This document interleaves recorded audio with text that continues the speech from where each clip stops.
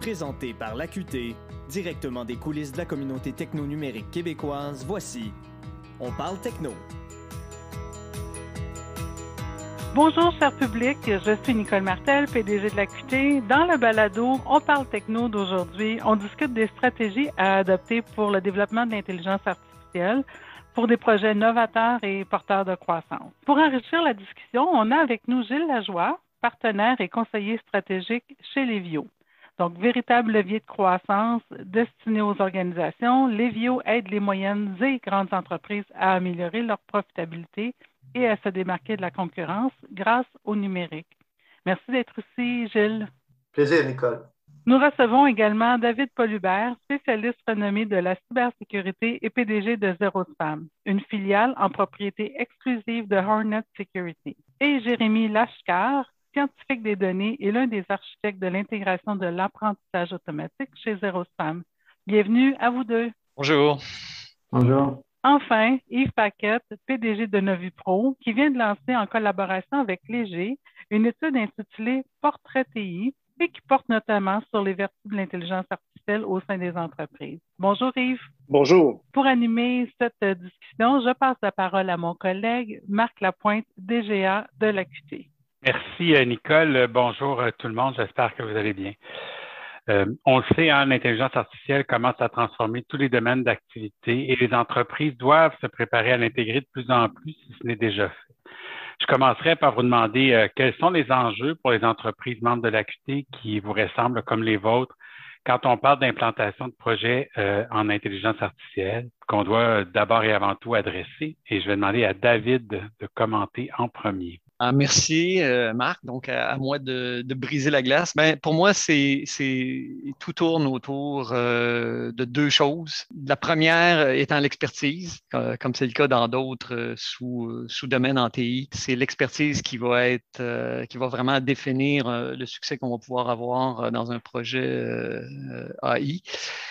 Et aussi les données, disponibilité des données, qualité des données. Donc, pour moi, c'est résolument les deux axes majeurs là, sur lesquels il faut garder là, un contrôle extrême, je dirais. Je vais me retourner vers toi, Gilles, pour te poser la même question. Là, comme conseiller stratégique, est-ce que tu penses à d'autres grands défis ou d'autres grands enjeux que nos entreprises rencontrent quand ils veulent intégrer des projets de IA dans leur entreprise? Puis, on commence par où? On commence par où quand on veut faire ça? Moi, je te dirais, si je m'inspire de l'expérience que j'ai vécue, le premier défi, c'est l'état d'esprit au sein des organisations. C'est pour moi la technologie, les transformations comme celle de l'intelligence artificielle, c'est d'abord un état d'esprit dans une organisation où on a une ouverture à l'innovation, droit à l'erreur, parce que c'est pas des solutions qui arrivent instantanément.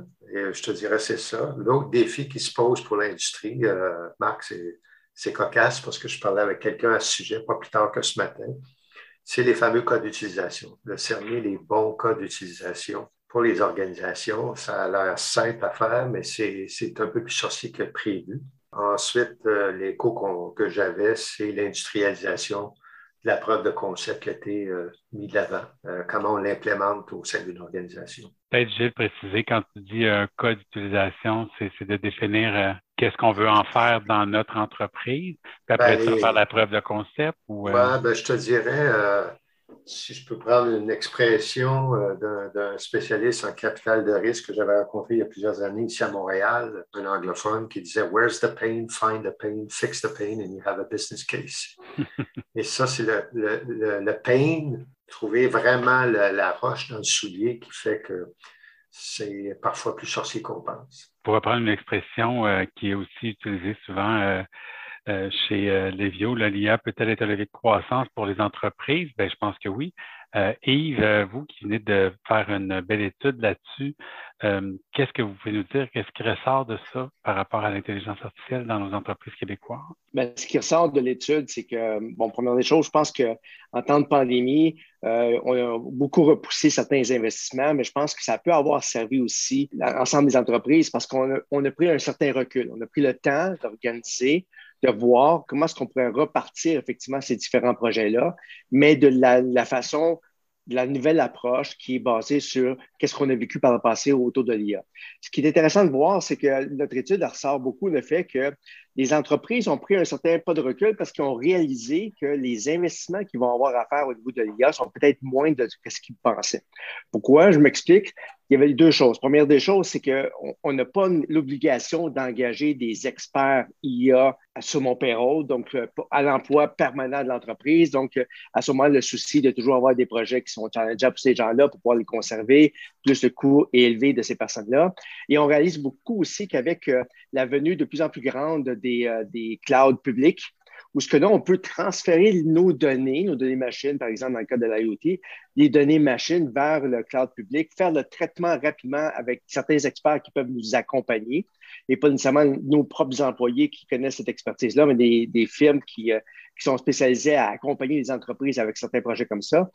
Par la suite, on analyse l'information dans le cloud, on a notre résultat, puis après ça, on peut libérer de l'espace et on n'a pas à ce moment-là à faire des gros investissements en termes d'infrastructure.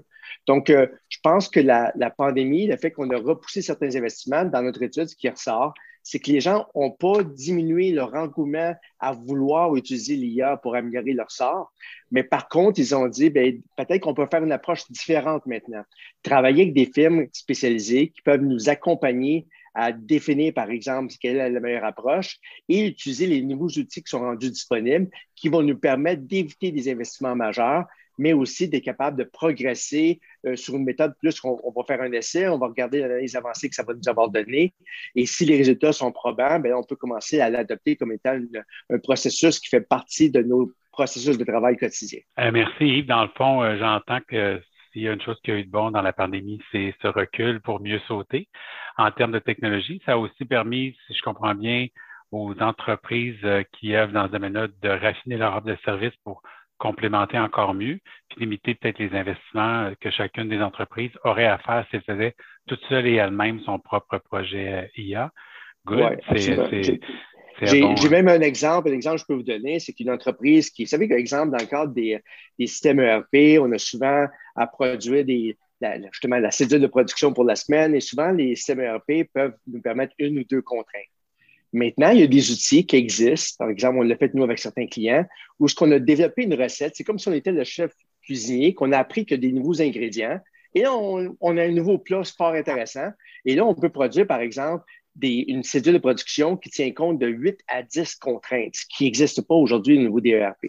L'avantage de ça, c'est qu'on transfère les données machines dans notre environnement cloud, on fait le traitement et là, on propose au client une nouvelle cédule de production. S'il trouve que c'est extraordinaire, merveilleux, on continue avec cette avancée-là. Sinon, on peut apporter des petits ajustements, mais il n'y a pas d'investissement majeur de la part du client. C'est seulement du traitement qui est fait dans le cloud public et il n'y a pas d'investissement en infrastructure, pas d'investissement à acquérir des ressources que je dois mettre à très haut salaire chez moi. On y va avec un service à la demande. Excellent. Merci, un très bon exemple. S'il y a un domaine qu'on connaît qui a bien profité et qui profite encore bien de l'intelligence artificielle, c'est la cybersécurité. Je vais me tourner vers toi, Jérémy. Comment l'IA a influencé l'évolution des solutions de cybersécurité puis permet d'être mieux protégé grâce à l'IA dans vos solutions ou dans les solutions de protection? Effectivement. Donc, ce que peut apporter l'IA au niveau de la cybersécurité, et notamment, par exemple, dans le filtrage de courriel. Mettons que quand il n'y a pas l'IA qui entre en jeu, on va faire appel en fait à ce qu'on appelle des heuristiques, en fait, c'est-à-dire des règles hard-codées, en fait, c'est-à-dire des règles, on va dire, s'il se passe telle ou telle chose, en fait, des scénarios finalement qui sont préétablis, en fait. Le problème avec ça, c'est que en ce qui concerne la cybersécurité, c'est quelque chose qui évolue à tous les jours, en fait. Si on n'intègre pas l'intelligence artificielle, ça demande nécessairement de faire évoluer, de modifier ces heuristiques de manière continue, en fait. C'est quelque chose qui est comme très lourd, en fait, à faire.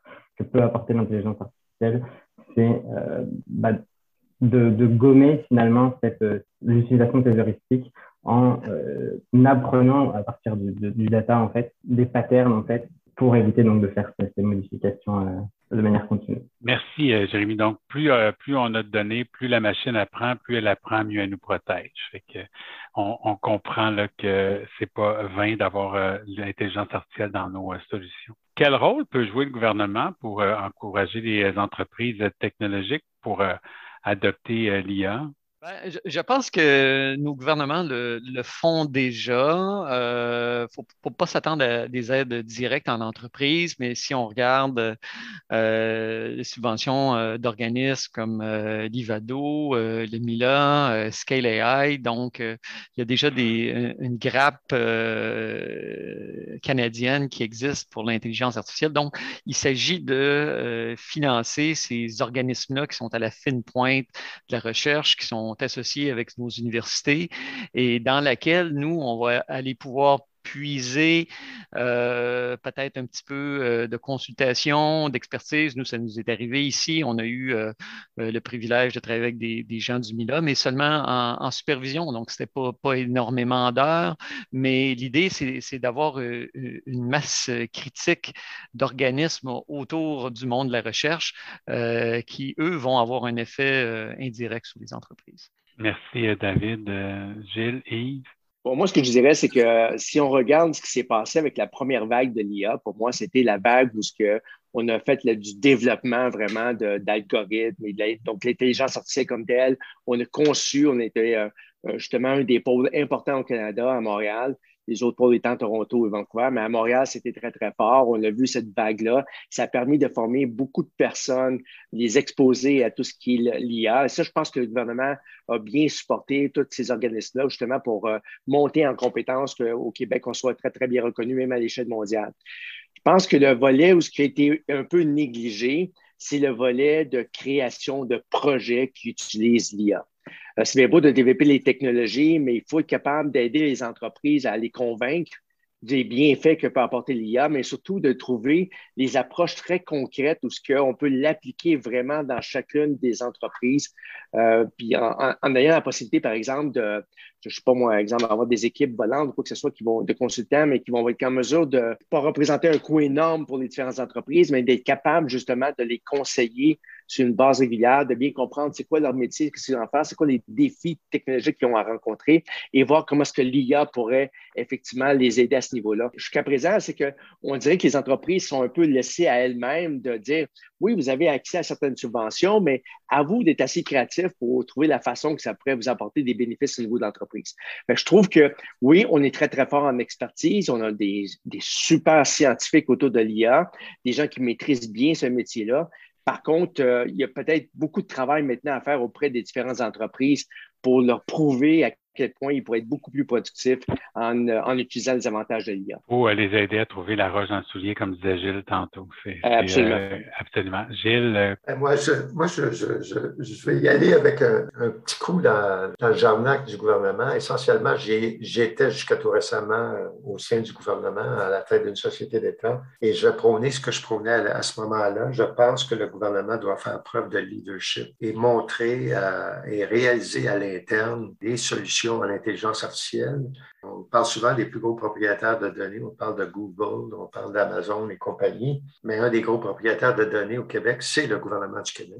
Moi, je prônais pour la mutualisation des efforts de ces données-là au sein du gouvernement parce que je veux prendre une expression de Yves tantôt. Lorsqu'on fait une solution à l'intelligence artificielle, je traçais toujours le parallèle avec un gâteau au chocolat. On peut faire un gâteau au chocolat avec de la farine, du chocolat, du lait, des œufs. Mais ce que j'ai découvert au fil du temps, l'intelligence artificielle, c'est aussi conjuguer d'autres ingrédients pour en faire un meilleur gâteau. Et puis, malheureusement, si on veut faire ça, ça prend des données parfois, je ne sais pas moi, du ministère de l'Énergie et Ressources, c'est parfois du ministère des Finances, et on conjugue ces données-là et ça donne une meilleure solution en intelligence artificielle. Je prône toujours que le gouvernement devrait faire preuve de leadership pour faire ce qu'on appelle dans le jargon anglophone du AI for good, l'intelligence artificielle pour le bénéfice de la collectivité. Il y a plein de roches dans le soulier à l'heure actuelle pour les citoyens qui existent et que les solutions d'intelligence artificielle pourraient résoudre en partie. On va espérer qu'ils écoutent nos podcasts d'avant. Enfin, comme dernière question, et c'est pas la moindre, là, qui est une question un peu plus générale, mais un peu plus philosophique. Selon vous, quelles sont les grandes questions éthiques que soulève l'intégration de l'intelligence artificielle et l'utilisation des données? Je vais plonger parce que c'est une question qui nous interpelle presque quotidiennement là, avec la façon dont on implante l'AI. Puis je suis sûr que Jérémy va me soutenir et me comprendre là-dessus. C'est ce qu'on appelle le phénomène black box ou un peu l'inexplicabilité des décisions qui sont rendues par les systèmes AI. Quand on parle de décider si c'est un spam ou c'est pas un spam, c'est peut-être pas si grave que ça. Quand que ça va être rendu au cas de, on vous accorde un privilège ou on ne vous l'accorde pas, on vous accorde un crédit ou on ne vous l'accorde pas. Auparavant, on pouvait expliquer pourquoi. Mais avec l'intelligence artificielle, dans cette boîte noire-là, où on a un NLP à 8 niveaux, il n'y a plus personne qui est capable d'expliquer pourquoi. Donc, ça soulève un enjeu d'éthique qui est pas négligeable et les gens qui vont implanter ces solutions-là vont devoir se poser la question, qu'en est-il de l'explicabilité? Qu'est-ce qu'on va dire à nos clients? Qu'est-ce qu'on va dire à nos commettants quand ils vont commencer à poser des questions sur le pourquoi de telle ou telle autre décision? Avec nos clients, souvent, on adresse la situation de la même façon que n'importe quel projet. Ce qu'on dit maintenant, dans l'évolution des technologies de l'information, dans l'évolution du domaine des affaires, il y a beaucoup de transformations et d'évolutions qui doivent se faire rapide dans les entreprises. Au niveau de l'IA, ce que ça nous apporte, il faut être capable de le traiter comme n'importe quelle transformation qu'on fait dans l'entreprise. Il y a l'aspect sécurité qui rentre grand V dans n'importe quel projet. Il faut absolument tenir compte que chaque transformation qu'on fait dans une entreprise, on doit l'encadrer, s'assurer qu'elle correspond en tout point à nos propres normes et qu'il y a un encadrement très, très serré au niveau de la sécurité. Je pense par exemple à l'IA. On sait que le gros avantage de l'IA, c'est d'être capable de faire de l'automatisation.